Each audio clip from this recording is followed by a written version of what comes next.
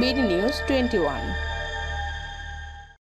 দলীয় কোনো কর্মসূচি আমরা হল এরিয়ার মধ্যে আমরা করি না, কারণ সেখানে কোভিড আর এর মধ্যে গতকালকে ছাত্র দলের কর্মসূচি ছাত্র দলের কমিটি হল কমিটি দেওয়াকে কেন্দ্র করে দেখলাম বেশ বিরোধিতা এবং সরাসরি বিরোধিতা আসছে। সবচেয়ে ভালো হতো এই প্রতিবাদ এই বিরোধিতা প্রথম যারা কমিটি দেওয়ার মধ্যে দিয়ে ছাত্র ইউনিয়ন জগন্নাথ হলে কমিটি দিয়েছে, এর রিয়েকশনটা তখন আসলে সবচেয়ে ভালো।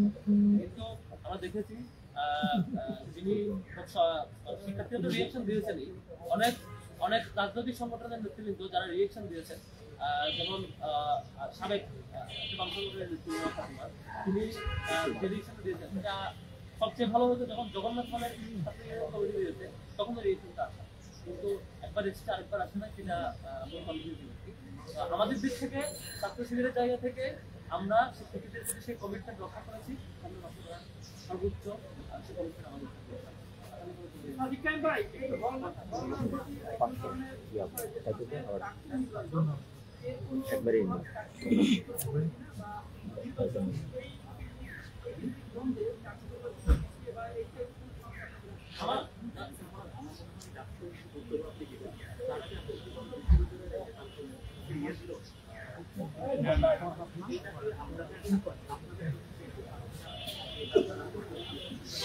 বিশ্ববিদ্যালয় এই ধরনের মৌখিক ঘোষণা এর আগেও অনেক ঘোষণা দিয়েছে, অনেক কিছু বলেছে।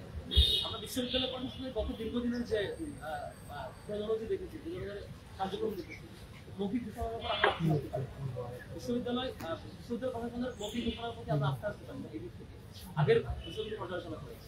আমরা যেটা বলবো সেটা হচ্ছে বিশ্ববিদ্যালয় প্রশাসনের এখন গুরুত্বপূর্ণ করার মধ্যে যেটা উচিত সেটা হচ্ছে প্রত্যেক স্টেক হোল্ডারের সাথে বসে একটা কনসেনসাসের ভিতরে মাধ্যমে সবার ঐক্যমতের ভিত্তিতে একটা লিখিত ফরম্যাটে নিয়ে আসা, যে ফরম্যাটে যে রাজনীতি করতে চাইবে না তারও যেমন অধিকার পালন হবে না, যে রাজনীতি করতে চাইবে তারও অধিকার তারও কোনো ধরনের সাংবিধানিক অধিকার পালন করবে না।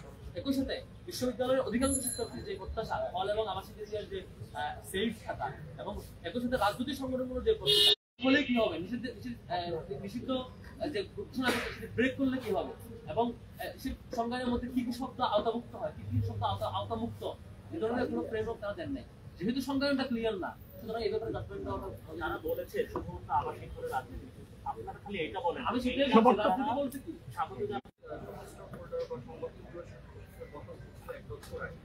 আজকে আমাদেরকে বলেছে যে ওনারা আজকের মধ্যে বলতেছেন বা যোগাযোগ করেছেন কিনা। ফরাদ ভাই, বর্তমানে ছাত্র রাজনীতি নিয়ে ছাত্রদের মনে যে একটা বিরূপ একটা প্রতিক্রিয়া বা একটা ক্ষোভ বা ঘৃণা আমরা দেখতে পাচ্ছি, ধরে নেন ছাত্র রাজনীতি ক্যাম্পাসে বন্ধ হয়ে গেল, তো প্রশাসন কর্তৃক বন্ধ করে দিল, ক্যাম্পাসে বন্ধ হওয়ার প্রশ্ন আসে না, ক্যাম্পাসে বন্ধ হওয়ার প্রশ্ন আসে না, ক্যাম্পাসে বন্ধ হওয়ার আলাপ আসে না। হলে এবং আবাসিক হলে যদি বন্ধ হয়ে যায় সেক্ষেত্রে শিবিরের পরবর্তী কর্মসূচি থাকে, তারা কি এটা মেনে নেবে কিনা বা তারা এটা গ্রহণ করবে?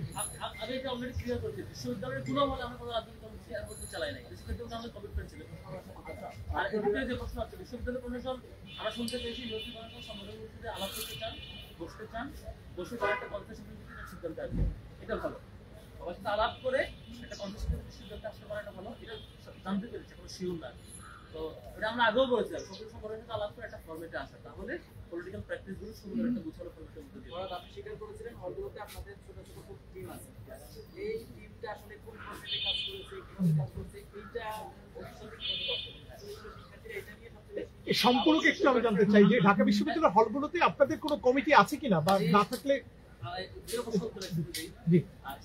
কিছুদিন আগে আমি একটা দর্শককে আমাদের শব্দ উচ্চারণ করেছিলাম, তখন আমি এর আগেও বলেছি এটা নির্দিষ্ট দলের এজেন্ডা বাস্তবায়ন করার জন্য তারা শুধুমাত্র এই ক্লিপ পুরো বক্তব্য না শুনে ছোট্ট ক্লিপ প্রচার করে তাদের নিজেদের মানে ব্যর্থতা দেখার চেষ্টা করছে আর কি। এটা খুবই দুঃখজনক। আমি দেখেন, প্রথমত এটা প্রচার করছে ছাত্র দলের দিক থেকে কেউ কেউ, আবার কেউ প্রচার করছে বাদশাহের দিক থেকে কেউ। বেশ কিছু সংগঠনে আমরা দেখেছি তারা ব্যক্তির রাজনীতি করে, ব্যক্তির পিছনে দৌড়ায়। একটা সংগঠনের 5 জনের মানে 5টা গ্রুপ, 10 জনের 10টা গ্রুপ, ওই ব্যক্তি উদ্যোগে সবকিছু করে, ব্যক্তির একটা বলয় থাকে, ব্যক্তি তার সুপিরিয়র ব্যক্তিকে মেনটেন করে, এখান থেকে নিয়ে সংগঠন চালায়, এটা সংগঠন হয়, এটা ব্যক্তি পূজা। তারা এই ধরনের কাজটা তারা সংগঠনের টিম ওয়ার্ক পছন্দ। আমরা যেটা করি এটা হচ্ছে ব্যক্তি এক ফলে 5 জন থাকবে, 5 জন 5টা গ্রুপে মেনটেন করবে, 5 জন সুপিরিয়র ব্যক্তিকে মেনটেন করবে, সেখান থেকে টাকা নিয়ে এসে যার কাজ করবে, লোকজন নিয়ে ঘুরবে, এবং ব্যক্তির আলাদা কোরাম থাকবে। এই কোরাম পলিটিক্স আমরা পছন্দ করি। আমরা যখন করে সাংগঠনিক টিম ওয়ার্ক করি, টিম ওয়ার্কটা কিভাবে করে? ধরেন আমরা কুরবানির একটা ফেস্টিভ্যাল আয়োজন করেছিলাম, তাহলে আমরা প্রত্যেক হল থেকে ভলান্টিয়ার লাগবে না? ভলান্টিয়ার ওই সময়গুলো একটা সাময়িক টিম ওয়ার্ক একটা ভলান্টিয়ার টিম লাগবে। আমরা মনে করেন ফার্স্ট এড বক্স দিয়েছি, হলের প্রশাসনের কাছে ফার্স্ট এড বক্স পৌঁছে দেওয়া হবে, আর হল প্রশাসনের কাছে ফার্স্ট এড বক্স যদি পৌঁছে দেওয়া হয়, 3-4 জনের একটা টিমকে আমরা ফর্ম করতে হবে যে তোমরা 3 জন গিয়ে পৌঁছে দাও। অর্থাৎ এজেন্ডা বেসিসে যখন যারা বাস্তবায়ন করবে আমাদের ভলান্টিয়ার টিম হয়। এটাকে বলেছিলাম আমি কি, যখন যে কাজ বাস্তবায়ন করা হয় সেই কাজ সুন্দর টিম ওয়ার্কের মধ্যে দিয়ে সম্পন্ন হওয়ার জন্য আমাদের নানান ভলান্টিয়ার টিম লাগে। এটা হচ্ছে ভলান্টিয়ার।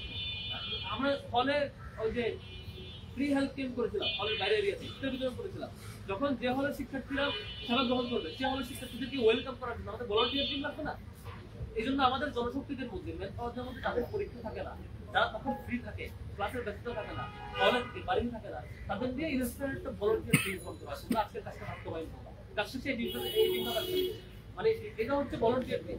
এখন যারা এটা বুঝে না, তারা বুঝে ব্যক্তি রাজনীতি, যারা বুঝে স্বার্থের রাজনীতি, যারা বুঝে চাঁদাবাজির রাজনীতি, তারা বুঝে গ্রুপ মেনটেনের রাজনীতি, তারা কখনো টিম ওয়ার্ক করবে না। তারা এটা দিয়ে হলের কমিটির ব্যাপারে একটু যদি বলেন। এই ধরনের কোনো উপহার উপঢৌকন দেওয়া যাবে না। তারা বলছেন যে এই উপহারের মধ্য দিয়ে রাজনীতি প্রবেশ করতে পারে এবং এটাও যাতে বন্ধ হয় সেটা শিক্ষার্থীরা যদি না চায়, কোনো হলে শিক্ষার্থী, আমরা এটা বিপরীত পথে, কোনো হলে শিক্ষার্থীরা বলছে তারা কোনো ধরনের রাজনীতি চায় না, কিন্তু সাধারণ বিভিন্ন হলে কেউ বলছে আমরা এগুলো চাই না।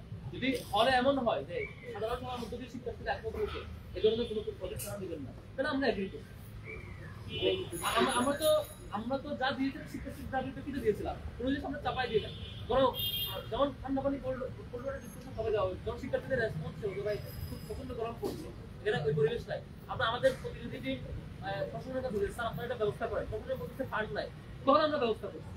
তারপরে এভাবে প্রত্যেকটা প্রজেক্টে যে কটা পানি ফিল্টার এভাবে হয়েছে, প্রশাসন আমরা বলছে আপনারা একটা দেন, শিক্ষার্থীদের দরকার, প্রশাসন বলছে আমাদের ফান্ড নাই, কোথায় দিব বাবা।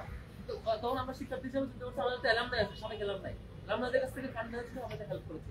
এটা তো প্রশাসনকে আমরা এম্পাওয়ার করেছি তাদের কাছে, আর বিষয়টা এরকম ছিল। এখন যখন শিক্ষার্থীরা না আমরা দিব না, অলওয়েজ আমরা শিক্ষার্থীদের পাল্টে সিদ্ধান্তের আমরা কমে যাই। হলের অধিকাংশ শিক্ষার্থীরা যখন যেটা চাইবে আমরা সেগুলো দেবো। পুরো করুন শিক্ষার্থীরা যদি ওটা কথা দিয়ে দেবে শিক্ষার্থীদের যদি চাইলে এখন লাগবে আমরা চেষ্টা করবো হেল্প করার। শিক্ষার্থীদের যদি চাই তাহলে লাগবে না, তাহলে আমরা এটাতে এঙ্গেজ হবো না। শিক্ষার্থীরা যে কাজে যেভাবে এঙ্গেজমেন্ট চাইবে সেটা। তবে এখানে কোনো দলীয় এজেন্ডা বাস্তবায়ন করার জন্য কেউ যদি একক বেরিয়ে যেতে সেটাকে আমরা শিক্ষার্থীদের নিয়ে যাবো।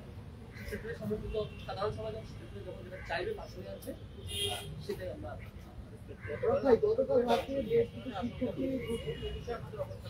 ডাকসু নিয়ে কোনো আশঙ্কা আমি দেখছি না।